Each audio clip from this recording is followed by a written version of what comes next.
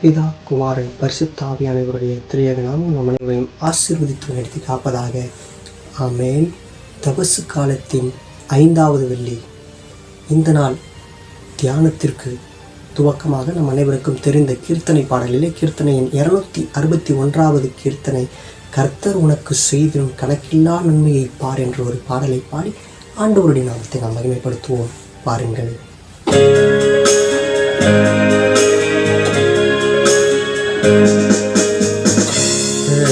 உனக்கு செய்திடும் கணக்கில்லா நன்மையை அத்தனைக்கும் நீ தகுதியோ அதனையும் எண்ணியே அத்தனைக்கும் நீ தகுதியோ அதனையும் எண்ணியே நித்தமும் ஏன் கலங்குகின்றாய், நெஞ்சமே ஏன் அழுகின்றாய், நித்தமும் ஏன் கலங்குகின்றாய், நெஞ்சமே ஏன் அழுகின்றாய், எத்தனை பாரம் என்கின்றாயோ, எத்தனை பாரம் என்கின்றாயோ, எரிந்திடு என் மீது என்கின்றாரே, எத்தனை பாரம் என்கின்றாயோ, எரிந்திடு என் மீது என்கின்றாரே, கர்த்தர் உனக்கு செய்திடும் கணக்கில்லா நன்மையை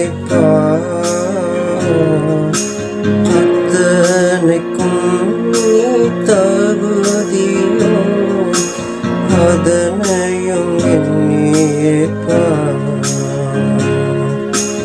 அத்தனைக்கும் நீ தகுதியோ அதனையும் எண்ணியே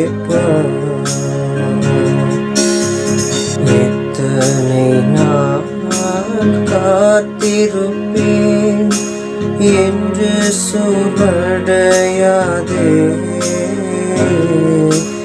ஏற்ற ஒரு நாளில் உதவி செய்வார், ஏமாற்றுவார் என்று எண்ணிடாதே, ஏற்ற ஒரு நாளில் உதவி செய்வார், ஏமாற்றுவார் என்று எண்ணிடாதே, நித்தமும் ஏன் கலங்குகின்றாய், நெஞ்சமே ஏன் அழுகின்றாய், நித்தமும் ஏன் கலங்குகின்றாய், நெஞ்சமே ஏன் அழுகின்றாய், எத்தனை பாரம் என்கின்றாயோ, எரிந்திடு என் மீது என்கின்றாரே, எத்தனை பாரம் என்கின்றாயோ, எரிந்திடு என் மீது என்கின்றாரே, கர்த்தர் உனக்கு செய்திடும் கணக்கில்லா நன்மையை அத்தனைக்கும் நீ தகுதியோ அதனையும் எண்ணியே அத்தனைக்கும் நீ தகுதியோ அதனையும் எண்ணியே உபத்திரவமோ வியாகுலமோ உன்னை நெருக்கிட்டாலும் ஊக்கமாய் ஜெபித்து மகிழ்ந்திடு, உன்னை கைவிடா என்னாலுமே முகமாய் ஜெபித்து மகிழ்ந்திட உன்னை கைவிடா என்னாலுமே. நித்தமும் ஏன் கலங்குகின்றாய் நெஞ்சமே ஏன் அழுகின்றாய்? நித்தமும் ஏன் கலங்குகின்றாய் நெஞ்சமே ஏன் அழுகின்றாய்?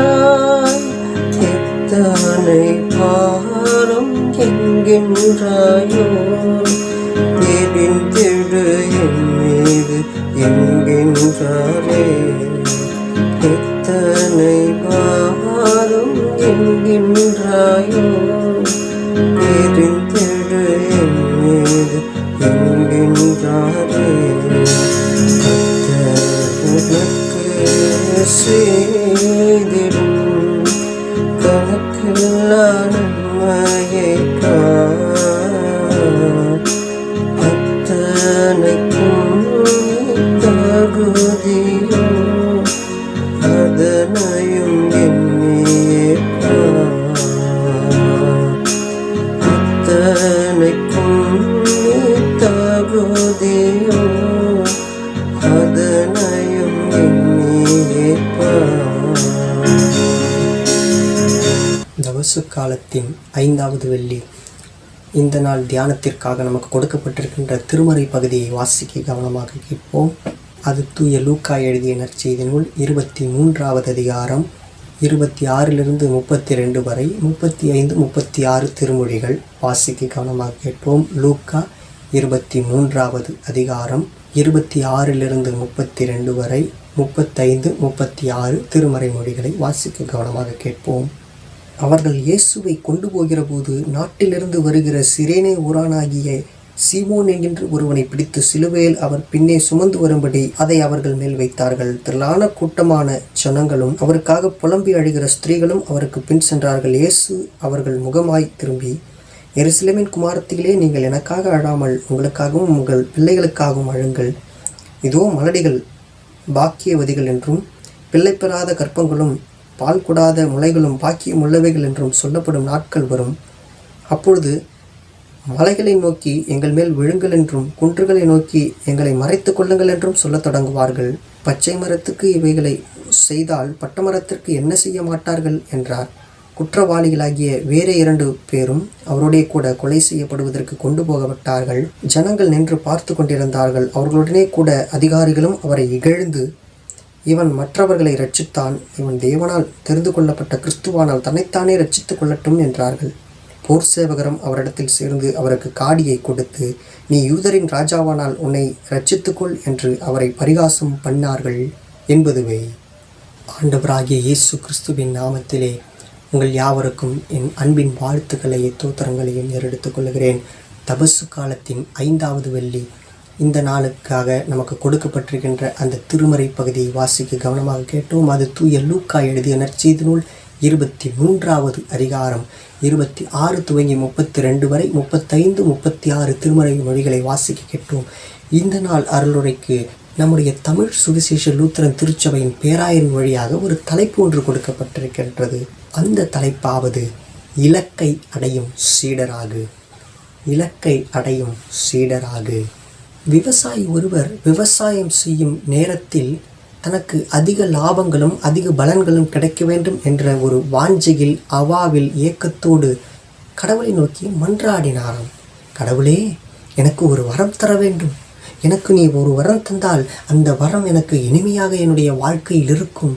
என்ன வரம் என்றால், கடவுளே, நான் கேட்கின்ற பொழுதெல்லாம் எந்த நேரத்தில் மழை பெய்ய வேண்டும் என்று சொல்லி நான் கட்டளை கொடுக்கின்றனோ அந்த நேரத்தில் எனக்கு மழை பெய்ய வேண்டும். எந்த நேரத்தில் காற்றடிக்க வேண்டும் என்று சொல்லி கட்டளையிடுகின்றனோ அந்த நேரங்களில் எனக்கு காற்றடிக்கப்பட வேண்டும். அப்பொழுது என்னுடைய விளைச்சல் நூறத்தனையாக நான் பெற்றுக்கொள்வேன், அதிகப்படியான லாபங்களை பெற்றுக்கொள்வேன். அப்பொழுது என்னுடைய வாழ்க்கை மகிழ்ச்சியாக இருக்கும் என்று சொல்லி விவசாயி கடவுளிடம் மன்றாடினாராம். அவர் கேட்டுக்கொண்ட விண்ணப்பத்திற்கு கடவுள் செவிசாய்த்து, அவர் கேட்டுக்கொண்ட மன்றாட்டிற்கு அவர் பதில் கொடுத்து அந்த வரத்தை அந்த ஏழை விவசாயிக்கு கடவுள் கொடுத்து உதவினாராம். அந்த வரத்தை பெற்றுக்கொண்ட அந்த விவசாயி தன்னுடைய இஷ்டத்தின்படி அந்த வரங்களை பயன்படுத்த ஆரம்பிக்கின்றார். எப்படி? தனக்கு வேண்டுமான நேரங்களில், அதாவது விளைச்சல் ஆரம்பிப்பதற்கு முன்பதாக நிலத்திற்கு கொஞ்சமாக மழையை செலுத்துகின்றார். மழையை பெய்ய செய்துவிட்டு பிறகு அந்த நிலத்தில் ஏர் உழுகின்றார். ஏர் உழுகப்பட்ட அந்த நிலத்தில் விதையை விதைத்து தேவைப்படும் உரங்களை அதற்கு செலுத்தி தேவைப்படும் நேரங்களில் தனக்கான மழையை ஏற்ற காலத்தில் காற்றடிக்க செய்ய வேண்டும் என்று சொல்லி கட்டளை கொடுத்து காற்றையும் பிறப்பிக்கின்றார். வேண்டுமான நேரங்களில் மழையையும் பிறப்பிக்கின்றார். ஆக அவருக்கு வேண்டுமான மழையையும் வேண்டுமான காற்றையும் ஏற்ற நேரத்தில் ஏற்ற விதத்தில் தன்னுடைய வாழ்க்கையில் அதை நடைமுறைப்படுத்தி அபியாசப்படுத்தி வாழ்கின்ற ஒரு நபராக அந்த ஏழை விவசாயி மாறுகின்றார். விளைச்சலோ மிக அதிகமாக இருக்கும் என்ற வாஞ்சையில் அவர் இப்படிப்பட்ட காரியங்களை செய்து கொண்டிருக்கின்றார். அங்கே நடந்தது என்ன என்று பார்த்தோம் என்று சொன்னால், மிக அருமையான ஏற்ற நேரத்தில் கொடுக்கப்பட்ட உணவுகளையும் ஏற்ற நேரத்தில் கொடுக்கப்பட்ட உரங்களையும் ஏற்ற நேரத்தில் கொடுக்கப்பட்ட நீர்களையும் பெற்றுக்கொண்ட அந்த தாவரம் மிக செழிப்பாகவும் மிக செழுமை பெற்றதாகவும் மிகவும் அழகானதாகவும் நல்ல உயரமானதாகவும் அது இருந்தது. கொஞ்ச காலகட்டங்களில் அது தன்னுடைய பலனை கொடுக்க வேண்டிய நேரம் வந்த பொழுது அது தனக்கான பலனை அதிகப்படியாக கொடுக்க பூவை விட்டு விடுகின்றது. பிறகு அது பயிரினுடைய முதிர்த்தன்மையை அடைகின்ற பொழுதிலே விவசாயிக்கு ஒரே மகிழ்ச்சி, தாங்க முடியாத மகிழ்ச்சி, எல்லையற்ற ஒரு மகிழ்ச்சி. கடவுள் இந்த வரத்தை எனக்கு கொடுத்ததினால் அதிகப்படியான லாபங்களை இந்த போகத்தில் நான் ஈட்ட கடவுள் எனக்கு உதவி செய்திருக்கின்றார். எனவே கடவுளே உமக்கு நன்றி, கடவுளே உமக்கு நன்றி. நீர் இந்த பதத்தை எனக்கு கொடுத்ததற்காக உமக்கு நான் நன்றி படைக்கின்றேன் என்று சொல்லி ஆண்டவரை துதிக்கின்றாராம், ஆண்டவரை போற்றுகின்றாராம், ஆண்டவரை மகிமைப்படுத்துகின்றாராம். அறுவடை நேரம் நெருங்கி விடுகின்றது. அறுவடை நேரத்தில் அறுவடைக்கான எல்லா விதமான ஆயத்த பணிகளையும் செய்துவிட்டு அறுப்பு காலங்களில் அறுப்பை செய்கின்ற அந்த தருணங்களில் விவசாயி அந்த அறுவடை பலனை பார்க்கின்றார். அங்கே தான் ஒரு அதிர்ச்சியான சூழல் அவருக்கு காத்து கொண்டிருக்கின்றது. அறுப்பிலே கிடைக்கப்பட்ட எல்லா விளைச்சல் பலன்களையும் எடுத்து பார்க்கின்றார். அத்துணையும் ஒன்றுமில்லாத பயிரிலே ஒன்றும் காணப்படாத வெறும் பதர்களாக உருவாகி விடுகின்றது. கடவுள் மீது வந்ததே அவருக்கு கோபம். அந்த விவசாயிக்கு ஏற்பட்ட கோபத்திற்கு எல்லையற்ற அளவு இல்லை. அதனால் கடவுள் மீது கோபப்பட்டு, கடவுளே உனக்கு மனசாட்சி இல்லையா? உனக்கு ஈவு இரக்கம் இல்லையா? உனக்கு கருணை இல்லையா? நான் என்ன பாவம் செய்தேன், என்ன குற்றம் செய்தேன், என்ன தவறு செய்தேன் என்று சொல்லி எனக்கு இப்படிப்பட்ட ஒரு தண்டனையை கொடுத்திருக்கின்றாயே கடவுளே, தயவு செய்து நீ எனக்கு பேச வேண்டும். நீ எனக்கு மறுமொழி கொடுத்தே ஆக வேண்டும். நீ எனக்கு வரம் கொடுத்தது உண்மை, நீ என்னை ஆசி செய்தது உண்மை, என் பயிரை வளரச் செய்தது உண்மை, ஆனால் என்னுடைய பலனை கெடுத்ததும் உண்மை. அது உன்னால் தான் கெட்டு போயிருக்கின்றது. எனக்கு கிடைக்க வேண்டிய பலனை நீ எப்படியாவது கொடுக்க வேண்டும் என்று சொல்லி கோபத்தோடு எரிக்கணலோடு கூடிய ஒரு ஆற்றலை வெளிப்படுத்தி கடவுளோடு மன்றாடி ஜெபித்தாராம். கோபத்தோடு கடவுளிடம் கேட்டுக்கொண்டாராம். உடனடியாக கடவுள் பதில் கொடுக்க ஆரம்பிக்கின்ற நேரமாக அந்த நேரத்தை வரையறுத்து பார்த்தோம் என்றால், கடவுள் பேசுகின்றார், விவசாயியோடு பேசுகின்றார். மனிதனே, நீ எதற்காக கவலைப்படுகிறாய்? உடனே விவசாயி சொன்னாராம், நான் கோபப்படுறது, நான் எரிச்சல் படுறது, கண்ணீர் விடுறது உனக்கு சந்தோஷமாக இருக்கிறதா? என்னுடைய விளைச்சலை நன்றாக விளைய செய்துவிட்டு இப்படி எனக்கு பழிதுரோகம் செய்து விட்டாயே, இப்படி என்னை கைவிட்டு விட்டாயே, இப்படி என்னை உதாசீனப்படுத்தி என்னுடைய பலனை நீ கெடுத்து விட்டாயே, என்னுடைய வாழ்வை கெடுத்து விட்டாயே என்று சொன்ன உடனேயே கடவுள் சொன்னாராம், மனிதனே, நான் உன்னுடைய வாழ்வை கெடுக்கவில்லை, நான் உன்னுடைய ஆசையை குறைக்கவில்லை, நன்மையை தடை செய்யவில்லை. மானிடனே, நீ செய்த காரியங்கள், நீ கட்டளையிட்ட போது மழை பெய்ததா இல்லையா என்ற கேள்வியை கேட்டாராம். ஆம், பெய்தது. உன்னால் கட்டளை பிறப்பிக்கப்பட்டு பெய்யப்பட்ட அந்த மழையின் விளைவாக நீ ஏர் உழுதது உண்மையா இல்லையா என்றாராம். ஆம், நான் ஏர் உழுதேன். விளைச்சலுக்கான முதிர்கனிகளை முதிர் பலன்களை நீ நிலத்தில் செலுத்தி விதை விதைத்தது உண்மையா இல்லையா என்றாராம். ஆம் கடவுளே, விதை விதைத்தது நான் தான், அது உண்மையான செயல்பாடு என்றாராம். விதை வளர்வதற்கான ஏற்ற உரத்தை செலுத்தியது நீயா இல்லையா என்றாராம். உடனடியாக மனிதன் சொன்னானாம், ஆம் கடவுளே, நான் தான் விதைக்கான எல்லா விதமான உரங்களையும் செலுத்தினேன். அடுத்ததாக கடவுளும் கேட்டாராம், விதையானது நல்ல முளையாக முளைத்து நல்ல பலனை கொடுப்பதற்காக நல்ல செழிப்புள்ள பயிராக வளர்ந்தது உண்மையா இல்லையா என்றாராம். ஆம் கடவுளே, நான் செலுத்திய உரத்தை பெற்றுக்கொண்டு பயிர் மிகவும் செழிப்பாக வளர்ந்தது உண்மைத்தான் என்றாராம் மனிதர்.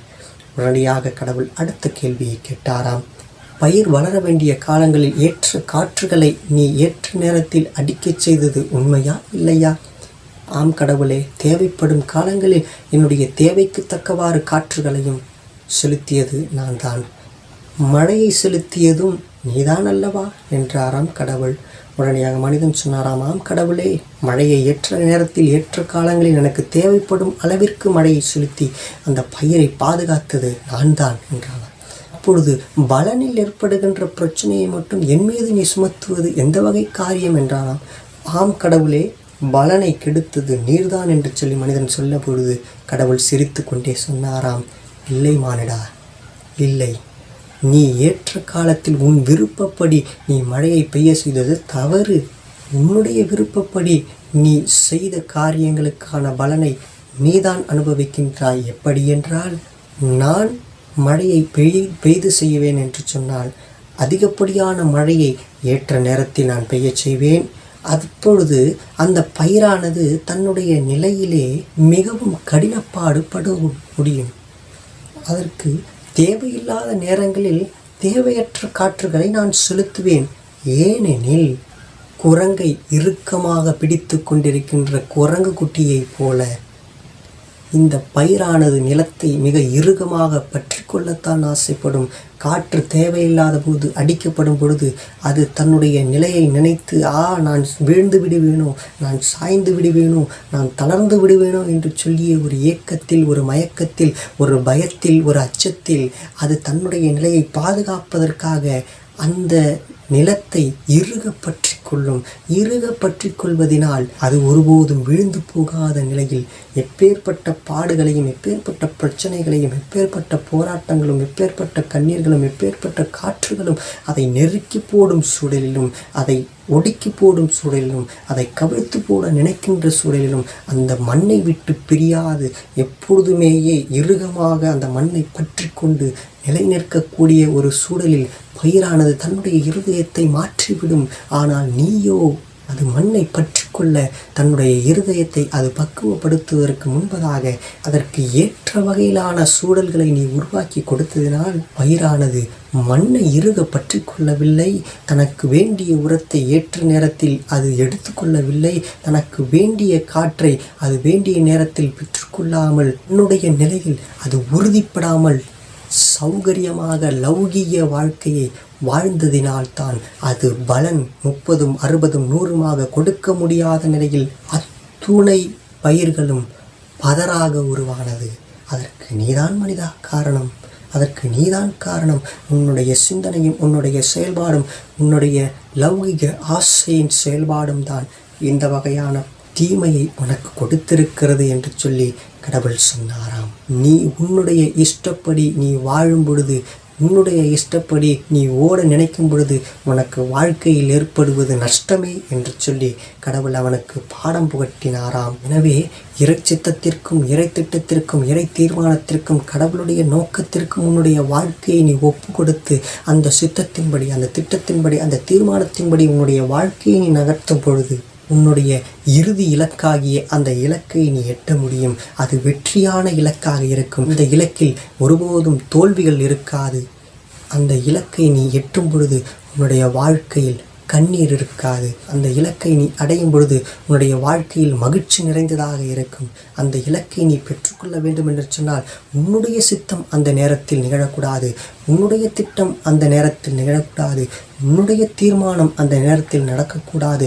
உன்னுடைய நோக்கம் அந்த நேரத்தில் செயல்படக்கூடாது. கடவுளுடைய சித்தத்திற்கும் கடவுளுடைய திட்டத்திற்கும் நீ ஒப்பு கொடுத்து வாழும் பொழுதுதான் நிச்சயமாக அந்த இலக்கை நீ அடைய முடியும். அந்த இலக்கை நீ பெற்றுக்கொள்ள வேண்டும் என்று சொன்னால் கடவுளிடத்தில் உன்னை முழுமையாக ஒப்புக்கொடு என்று கடவுள் அவனிடம் கட்டளை கொடுத்தாராம். அன்புக்குரியவர்களே, இன்று நம்முடைய வாழ்க்கையிலும் ஏன் எனக்கு மட்டும் இப்படிப்பட்ட கவலை? ஏன் எனக்கு மட்டும் இப்படிப்பட்ட துன்பமான வாழ்க்கை? ஏன் எனக்கு மட்டும் இந்த மாதிரி தோல்வியான வாழ்க்கை? ஏன் எனக்கு மட்டும் பாடு நிறைந்த வாழ்க்கை? நான் உப்பு விற்க போனால் அங்கே மழை பெய்யுது, நான் மாவு விற்க போனால் அங்கே காற்றடிக்குது. எனக்கு எப்பொழுதுமே பாடுகள் நிறைந்த ஒரு வாழ்க்கை தான். எனக்கு எப்பொழுதுமே கண்ணீர் நிறைந்த ஒரு வாழ்க்கை தான். எனக்கு எப்பொழுதுமே கவலை நிறைந்த வாழ்க்கை தான். என்னுடைய ஆசையெல்லாம் சந்தோஷம் ஒன்று தான். என்னுடைய விருப்பம் எல்லாம் மகிழ்ச்சி ஒன்று தான். என்னுடைய ஆசையெல்லாம் நல்லதொரு வாழ்க்கை அமைய வேண்டும்ன்றது தான். ஆனால் அந்த வாழ்க்கையை கடவுள் எனக்கு அமைச்சு தர மாட்டேன்றாரு, கடவுள் எனக்கு கொடுக்க மாட்டேன்றாரு. என்னுடைய வாழ்க்கையில் மட்டும் போராட்டங்களும் பிரச்சனைகளும் பாடுகளும் கண்ணீர்களும் எனக்கு ஏற்பட்டுக்கிட்டே இருக்குது. என்னுடைய மகிழ்ச்சி என்கின்ற இலக்கை அடைவதற்கு எப்பொழுதுமே கடவுள் எனக்கு தடையாக இருக்கிறார்னு சொல்லி கண்ணீரோட கவலையோடு காத்துக்கிட்டு இருக்கீங்களா? புலம்பிக்கிட்டு இருக்கீங்களா? கவலைப்பட்டுக்கிட்டு இருக்கீங்களா? கவலைப்படாதிருங்கள். கர்த்தர் இன்றைக்கு வாக்கு கொடுக்கின்றார். கவலைப்படாதிருங்கள். நீங்கள் அடைய வேண்டிய இலக்கை நீங்கள் என்றைக்கு நிர்ணயிக்க ஆரம்பிக்கிறீங்களோ அப்பயே உங்களுடைய வாழ்க்கையில் தோல்வி ஏற்பட்டுவிடும். உங்களுடைய இலக்கை நீங்கள் நிர்ணயிக்காமல் ஆண்டவருடைய சித்தத்திற்கு நீங்கள் ஒப்பு கொடுக்கும் பொழுது கடவுள் உங்களுக்காக வைத்திருக்கின்ற அந்த இலக்கை அடைவதற்கு, உங்களுடைய கரங்களின் வழியாக அந்த இலக்கை அடைய செய்வதற்கு கடவுள் உங்களை கொண்டு செய்ய இருக்கின்ற காரியம் அதிபயங்கரமாக இருக்கும். அது பிறருக்கு ஆச்சரியமூட்ட வகையில் இருக்கும். பிறருடைய பார்வையில் அது மேன்மையானதாக இருக்கும். கடவுள் உங்களை நிச்சயம் ஆசீர்வதித்து அந்த இலக்கை அடைய செய்ய வல்லமையுள்ளவராக இருக்கின்றார் என்பதை நாம் முதல்ல நம்பணும். நாம் முதல்ல விசுவாசிக்கணும். நாம் முதல்ல அதை ஏற்றுக்கொள்ளணும். ஓட்டப்பந்தய வீரன் ஓட்டப்பந்தயத்திலே வெற்றியை பெற வேண்டும் என்று சொன்னால் அங்கே ஏற்படுகின்ற துன்பங்களையும் பாடுகளையும் தொல்லைகளையும் கவலைகளையும் கண்ணீர்களையும் கஷ்டங்களையும் அவன் சந்தித்தே ஆக வேண்டும். ஓடும் பொழுது கால்கள் வலிக்கும், ஓடும் பொழுது கற்கள் காலை வாரக்கூட செய்யும், ஓடும் பொழுது உடலே சோர்வடையக்கூடும், ஓடும் பொழுது மற்றவர்களால் இகழப்படக்கூடிய சூழல் ஏற்படும், ஓடும் பொழுது என்னை விட பலம் பொருந்தியவன், என்னை விட மிக வேகமாக ஓடிக்கொண்டிருக்கிறவன் ஜெயித்து விடுவானோ என்று ஒரு மனத்தொய்வும் ஏற்படும். ஆனால் கடவுளிடத்தில் ஒப்பு கொடுத்து என்னை பலப்படுத்துகிற கிறிஸ்துவினால் எல்லாவற்றையும் செய்ய எனக்கு பலனுண்டு என்கின்ற ஒரு விசுவாசத்தோடு அந்த ஓட்டப்பந்தய வீரன் ஓடுவான் என்று சொன்னால் நிச்சயமாக அவன் இலக்கை ஏற்ற நேரத்தில் ஏற்ற காலத்தில் ஏற்ற விதத்தில் அவன் அடையச் செய்வதற்கு கடவுள் வல்லமையுள்ளவராக இருக்கிறார். ஏனெனில் கடவுள் நமக்கு கட்டளை கொடுத்திருக்கின்றார். உன் நினைவுகள் என் நினைவுகள் அல்ல என்று சொல்லி அவர் கட்டளை கொடுத்திருக்கின்ற அந்த வாக்கு தத்தத்தை நாம் விசுவாசிக்க வேண்டாமா? இந்த பகுதியில் நாம் தெளிவாக எடுத்து பார்ப்போம் என்று சொன்னால், இயேசுவுக்கு அநேக சீடர்கள் இருந்த பொழுதிலும் மறைவாக காணப்பட்ட அந்த சீமோன் என்கின்ற மறைமுக சீடன் இயேசுவனுடைய சிலுவை பாரத்தை சுமத்துகின்றார். இயேசுவனுடைய சிலுவை பாரத்தை சுமந்து இயேசுவின் இலக்கை அடையச் செய்ய கடவுளின் உண்மை சீடனாக அவர் காணப்பட்டிருக்கிறது. இந்த பகுதியில் நாம் வாசிக்க முடிகின்றது. கடினமான சிலுவை, பாரமான சிலுவை, யாரோ ஒருவர் சுமக்க வேண்டிய சிலுவை. எத்தனையோ பேர் வேடிக்கை பார்த்து கொண்டிருந்த பொழுதிலும் ஏதாவது நான் அவருக்காக செய்ய வேண்டும், அவருடைய திட்டப்படி நான் செய்ய வேண்டும், கடவுளுடைய தீர்மானத்தின்படி செய்ய வேண்டும், கடவுளுடைய விருப்பத்தின்படி நான் செயல்பட வேண்டும், எங்களுக்காக மறிக்க இருக்கின்ற அந்த ஆண்டவருக்காக அவருடைய பாரத்தை என்னுடைய பாரமாக எடுத்துக்கொண்டு அந்த பாரத்தில் நான் பங்கு பெற்று அவருடைய திருவுள சித்தத்தை நிறைவேற்றுகின்றவனாக வாழ்வதுதான் என்னுடைய இலக்கு என்பதை முற்றிலுமாக முழுமையாக அறிந்த ஒரு கிறிஸ்துவின் இலக்கை அடையச் செய்த உண்மை சீடனாக காணப்பட்டவர் அந்த இடத்தில் சீமோனாக இருக்கின்றார். மேலும் தொடர்ந்து வருகின்ற அந்த மொழிகளை பார்த்தோம் என்று சொன்னால், இயேசுவை வேதப்பாரகர்களும் பரிசேயர்களும் ஆயக்காரர்களும் சதுசேயர்களும் கூடி நின்று கொண்டு அங்கே இகழ்கின்ற ஒரு சூழலை நாம் பார்க்க முடிகின்றது 35வது திருமொழி மொழியிலே. அந்த இகழ்ச்சிகளுக்கும் ஏச்சுகளுக்கும் படிச்சொற்களுக்கும் இயேசு எல்லளவும் தோண்டு போகாமல் எல்லாவற்றையும் தனக்குள்ளாக தாங்கிக் கொண்டு தன்னுடைய கடவுள் வைத்திருக்கின்ற இலக்கை அடைவதற்கு தன்னை ஒப்பு கொடுத்ததோடு மட்டுமல்ல, அந்த இலக்கை அடைவதற்கு தன்னுடைய வாழ்க்கையை ஒப்பு கொடுத்து தன்னுடைய செயல்பாடுகளை அதற்கு நேராக நடத்தி சென்றதுதான் அவர் இலக்கை அடையச் செய்ய ஏற்புடையதாகவும் வல்லமை மிகுந்ததாகவும் கடவுளால் வழிநடத்தப்படுகின்ற செயல்பாடுகளை இந்த பகுதியின் வழியாக நாம் அறிய முடிகின்றது. அவர் தன்னுடைய வாழ்க்கையில் ஏற்பட்ட பிரச்சனைகளையும் போராட்டங்களையும் கண்ணீர்களையும் பிறருடைய இகழப்பட்ட இழிச்சொற்களையும் பழிச்சொற்களையும் தன்னுடைய வாழ்க்கையில் ஏன் நடக்கின்றது என்று சொல்லி வருத்தப்பட்டு அதற்கு விரோதமாக தன்னுடைய சிந்தனையை அவர் வெளிப்படுத்தி இருந்தார் என்று சொன்னால், இயேசு கடவுள் வைத்திருந்த திட்டத்தை நிறைவேற்றுகின்ற கடவுளின் உண்மை சீடனாக ஒருபோதும் இருந்திருக்க முடியாது. இன்றைக்கு உங்களுக்கும் எனக்கும் மீட்பு என்கின்ற ஒன்று எட்டாக்கனியாக இருந்து கொண்டிருக்குமே தவிர நம்முடைய கரங்களில் வசப்பட்டிருக்காது. கடவுள் தனக்காக நிர்ணயிக்கப்பட்டு தனக்கென்று கொடுக்கப்பட்டிருக்கின்ற அந்த இலக்கையும் அந்த திட்டத்தையும் அந்த நோக்கத்தையும் அந்த வரையறையையும் உணர்ந்திருந்த கடவுளின் உண்மை சீடராக இருந்த ஒரே நபராக இயேசுவை இந்த பகுதியின் வழியாக நாம் அறிய முடிகின்றது. இன்றைக்கு உங்களுடைய வாழ்க்கையிலும் நீங்கள் உங்களுக்கான இலக்குகளை நீங்கள் நிர்ணயித்து கொண்டு இலக்கை நோக்கிய உங்களுடைய பயணத்தை நீங்கள் நகர்த்தி கொண்டிருக்கின்றீர்களா? அந்த பயணம் உங்களுக்கு இறுதியில் வெற்றி வாழ்வை தராது. மீட்பு என்கின்ற கடவுளின் வெற்றி வாழ்வை உங்களிடத்தில் தராது. இவ்வுலக லௌகிக ஆசையும் லௌகிக விருப்பத்தையும் காலிக மகிழ்ச்சியையும் மாத்திரமே உங்களுக்கு கொடுக்குமே தவிர எதிர்கால மகிழ்ச்சியான வாழ்க்கையை நீங்கள் பெற்றுக்கொள்ள அந்த இறுதி இலக்கை நீங்கள் அடைவதற்கு உங்களை தகுதிப்படுத்தவே ஒரு காலம் முடியாது. எனவே இவ்வுலகத்தின் பாடுகள் வரப்போகின்ற மகிழ்ச்சிக்கு நம்முடைய வாழ்க்கையை கடவுளின் இலக்கை நோக்கி நம்முடைய பயணத்தை நகர்த்துவதற்கு நம்முடைய வாழ்க்கையை கடவுளுடைய கரங்களில் ஒப்பு கொடுத்து, கடவுளே நீர் எனக்காக நிர்ணயித்து வைத்திருக்கின்ற அந்த இலக்கை நோக்கிய பயணத்தை என்னுடைய வாழ்க்கையிலே நான் நடத்துவதற்கு உம்முடைய பலனும் உம்முடைய ஆற்றலும் உம்முடைய கிருபையும் உம்முடைய வரங்களும் உம்முடைய வல்லமைகளும் உம்முடைய ஆட்கொள்ளக்கூடிய வழிநடத்துதலும் எனக்கு தேவையாண்டவரே. அதற்காக என்னுடைய வாழ்க்கையை முழுவதுமாக ஒப்பு கொடுக்கின்றேன். என்னுடைய வாழ்க்கையை முழுவதுமாக அர்ப்பணிக்கின்றேன். என்னுடைய வாழ்க்கையை முழுவதுமாக சமர்ப்பிக்கின்றேன். கர்த்தாவே, உம்முடைய சித்தம் பரமண்டலத்தில் செயல்படுகிறது போல இந்த பூலோகத்திலும் செயல்பட என்னை நான் முழுவதுமாக தாழ்த்துகின்றேன்.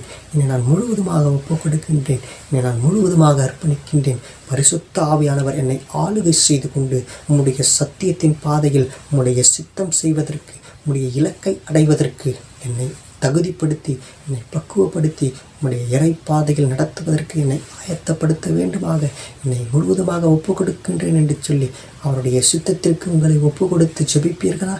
பாருங்கள், இப்பொழுதிலிருந்தே கடவுளுடைய இலக்கை அடைவதற்கு நம்முடைய வாழ்க்கையை அர்ப்பணித்து ஒரு சில மணித்துளிகள் கண்களை மூடி இருந்த இடத்திலேயே மன்றாடுவோம். ஆண்டவரே, எங்களுடைய சுத்தம், எங்களுடைய விருப்பம், எங்களுடைய தீர்மானம் ஆண்டவரே, எங்களுடைய வாழ்க்கையில் நாங்கள் அபியாசப்படுத்தியது போதும் கர்த்தாவே. இனி உம்முடைய சுத்தம் எங்களுடைய வாழ்க்கையில் நடக்க, உம்முடைய சத்தத்தை நாங்கள் கேட்டு நடக்க கர்த்தாவே, எங்களை முழுவதுமாக உம்முடைய ஆணிப்பாய்ந்த கரங்களுக்குள்ளாக தாழ்த்துகின்றோம். எங்களை முழுவதுமாக உம்முடைய ஆணிப்பாய்ந்த கரங்களுக்குள்ளாக வெறுமையாக்குகின்றோம். பரிசுத்த ஆவியானவர் எங்களை ஆளுகை செய்து கொண்டு உம்முடைய சத்தியத்தில் நித்தமும் நடத்த கர்த்தர் எங்களுக்கு உதவி செய்ய வேண்டுமா? எங்களுடைய வாழ்க்கையில் நீர் எங்களுக்காக நியமித்து வைத்திருக்கின்ற அந்த இலக்கை அடைவதற்கான செயல்பாடுகளை துவங்குவதற்கு எங்கள் வாழ்க்கையை உடைய கரங்களில் ஒப்புக் கொடுக்கின்றோம். நீர் எங்களோடு கூட இருந்து நாங்கள் நடக்க வேண்டிய வழியில் நீர் எங்களை நடத்த வேண்டுமாய் நாங்கள் ஜெபிக்கின்றோம். உம்முடைய பலன் இல்லாமல், உம்முடைய கிருபை இல்லாமல், உம்முடைய ஆற்றல் இல்லாமல், உம்முடைய வல்லமை இல்லாமல் எங்களால் ஒன்றும் செய்ய முடியாது என்பதை நாங்கள் உணர்கின்றோம். கர்த்தாவே, உம்முடைய கிருபையின்படி, உம்முடைய சத்தியத்தின்படி உம்முடைய சுத்தத்தை செய்ய எங்களை முழுவதுமாக ஒப்புக் கொடுக்கிறோம் என்று சொல்லி யாரும் கண்களை மூடி ஆண்டவரை நோக்கி சொல்லுவீங்களா? ஆண்டவரே, நீங்கள் இல்லாத வாழ்க்கை ஒரு வாழ்க்கை இல்லை ஆண்டவரே. நீங்கள் தேடாத வாழ்க்கை ஒரு வாழ்க்கை இல்லை ஆண்டவரே. என்னுடைய வாழ்க்கை, எங்களுடைய வாழ்க்கை ஆண்டவரே, உம்முடைய இறை திட்டத்தை, இறை சித்தத்தை நீர் எங்களுக்காக நியமித்து வைத்திருக்கின்ற அந்த இலக்கை அடைவதற்கான பயணத்தை என்னுடைய வாழ்க்கையை நாங்கள் செய்ய எங்களுடைய வாழ்க்கையை ஒப்புக் கொடுக்கின்றோம். எங்களோடு கூட இருந்து எங்களை வழிநடத்துங்கன்னு ஆண்டவரிடம் ஒப்புக் கொடுப்பீங்களா? இங்கு இல்லாத நாளும் போனாலும் உம்மை தேடாத வாழ்வும் ஓர் வாழ்வாகுமோ? நீங்க இல்லாத நாடும் ஓர் நாளாகுமோ? உன்னை தேடாத வாழ்வும் ஓர் வாழ்வாகுமோ? இசையா இசையா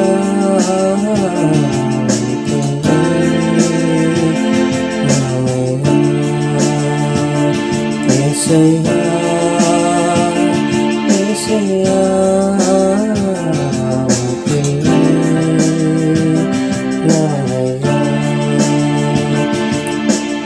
உம்மோடு நடந்தால் ஆனந்தம்,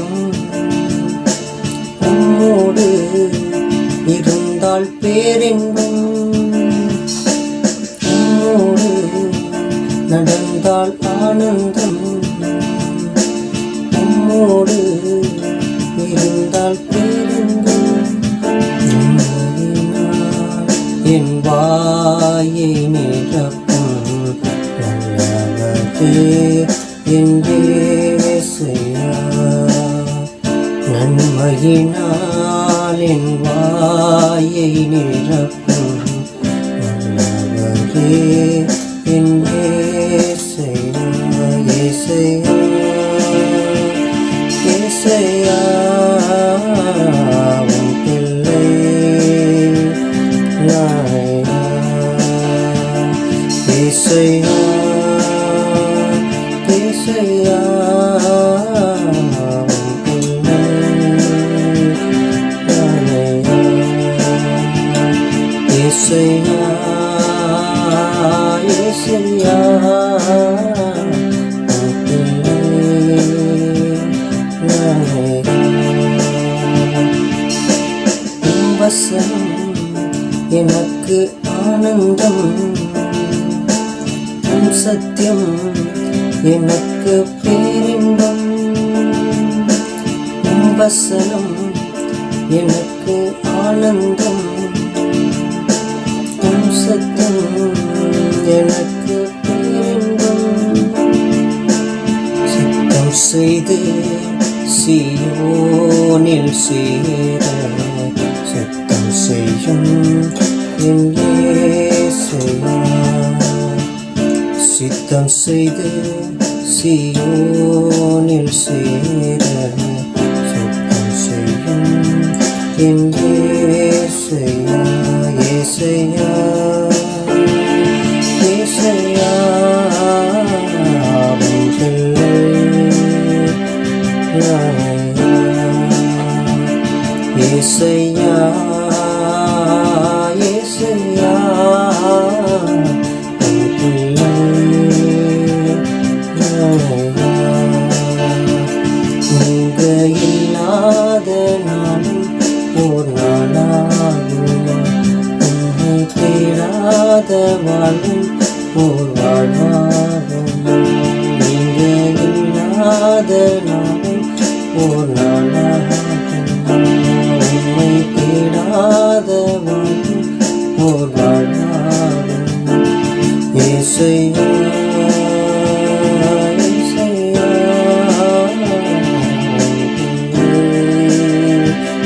நானேயா. இயேசையா இயேசையா உம் பிள்ளை நானேயா. இயேசையா இயேசையா உம் பிள்ளை நானேயா. இயேசையா இயேசையா உம் பிள்ளை நானேயா. கர்த்தாவே, உம்முடைய சித்தத்திற்கு எங்களை ஒப்புக் கொடுக்கிறோம். உம்முடைய சத்தத்தை கேட்டு நடக்கின்ற கடவுளின் உண்மை சீடராக வாழ உம்முடைய சத்தத்திற்கு எங்களை ஒப்புக் கொடுக்கின்றோம். நீர் எங்களோடு கூட இருந்து நீர் எங்களுக்காக நியமிக்கப்பட்டு வைத்திருக்கின்ற அந்த இலக்கை நாங்கள் அடைவதற்கு எங்களுடைய இருதயத்தை எங்களுக்கு ஆயத்தப்படுத்தி உங்களுடைய சித்தத்தில் நடக்க, உங்களுடைய சத்தத்தை கேட்டு நாங்கள் நடக்க எங்களை பக்குவப்படுத்தி எங்களை வழிநடத்தி செல்ல வேண்டுமாக முடியும். பாய்ந்த கரங்களுக்குள்ளாக எங்களை தாழ்த்துகின்றோம், வெறுமையாக்குகின்றோம், எங்களை அர்ப்பணிக்கின்றோம். பரிசுத்த ஆவியானவர் எங்களை ஆளுகை செய்து கொண்டு உங்களுடைய சுத்தத்தில் நடக்க, உங்களுடைய சத்தத்தை கேட்டு நாங்கள் ஓட, உங்களுடைய நீர் எங்களுக்காக நியமிக்கப்பட்டு வைத்திருக்கின்ற அந்த இலக்கை நாங்கள் அடைய கர்த்தர் எங்களுக்கு உதவி செய்ய வேண்டுமாய் நாங்கள் ஜெபிக்கின்றோம். இதை பொருட்படுத்திக் கொள்ளும், வழிநடத்தும், ஆசீர்வதியும், பலப்படுத்தும், காத்துக்கொள்ளும். பரிசுத்த ஆவியானவர் எங்களை வழிநடத்த வேண்டுமா? மீட்பெரும் உச்சகரமாகிய இயேசுவின் நாமத்தில் தயவு ஜெபிக்கிறோம் பிதாவே. ஆமென், ஆமென். பரமண்டலத்திற்கு எங்கள் பிதாவே, உடைய நாமம் பரிசுத்தப்படுவதாக, உடைய ராஜ்யம் வருவதாக, உடைய சித்தம் பரமண்டலத்தில் செய்யப்படுகிறது போல பூமியிலேயும் செய்யப்படுவதாக. அன்றன்று வேண்டிய ஆகாரத்தை இன்று எங்களுக்கு தாரும். எங்கள் கடனாளிகளுக்கு நாங்கள் மன்னிக்கிறது போல எங்கள் பாவங்களை மன்னித்தரலும். எங்களை சோதனைக்கு உட்பட பண்ணாமல் தீமையை நிறுத்தித்தரலும். ராஜ்யமும் வல்லமையும் மகிமையும் என்றென்றைக்கும் உடையவைகளே. ஆமென். இதோ உலகத்தின் முடிவு பரியந்தம் வரைக்கும் சகல நாட்களிலும் நான் உங்களோடு கூட இருக்கிறேன் என்று சொன்ன நம்முடைய ஆண்டவராகிய இயேசு கிறிஸ்துவின் கிருபையும் பிதாவாகிய பராபரனுடைய அன்பும் பரிசுத்த ஆவியினுடைய ஐக்கியமும் ஆசீர்வாதமும் வழிநடத்தலும் இன்றும் என்றும் நம் அனைவரோடும் இருந்து நம்மை ஆசீர்வதித்து பலப்படுத்தி காப்பதாக. ஆமேன். என் ஆத்மாவே கர்த்தரை ஸ்தோத்திரி, என் முழுவதுமே அவருடைய பரிசுத்த நாமத்தை ஸ்தோத்திரி. என் ஆத்மாவே கர்த்தரை ஸ்தோத்திரி, கர்த்தர் செய்த சகல உபகாரங்களையும் மறவாதே. ஆமேன். சுவாமி கிருபையாயிரும், கிறிஸ்துவே கிருபையாயிரும், சுவாமி கிருபையாயிரும். ஆமேன். பராபரனுக்கு ஸ்தோத்திரம்.